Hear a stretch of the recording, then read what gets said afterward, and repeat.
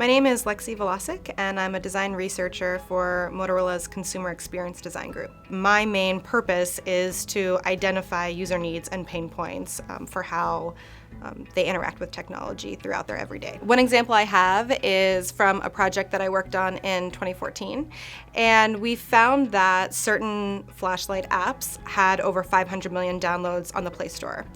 But from talking directly with users, I found that they really weren't happy with this solution. The apps were free, so the users would get ads. They would also be asked to have access to certain features on their phones that had absolutely nothing to do with the flashlight functionality whatsoever. And then once the apps were installed on their phones, it didn't actually make it that much easier to get to their flashlight. They were fumbling around to turn their flashlight on when they needed it really quickly, so it wasn't really doing its job well. And it made perfect sense to want to tie in using your phone as your flashlight. It already has a flash on there for the camera, but the solutions that were out there seemed to be more complicated and difficult than it really needed to be.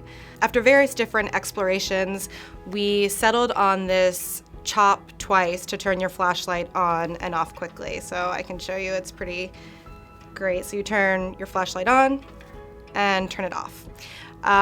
We did explore various methods to do this, and using a gesture seemed like the most obvious thing, so that the users wouldn't have to interact with any other UI to actually get their flashlight to turn on and off. What this led to was actually a really interesting engineering challenge. So how do you let a user turn their flashlight on easily and seamlessly whenever they wanted to, without accidentally turning it on when they didn't mean to, all while trying to conserve battery and not have your phone die after, an hour after you unplug it from the charger.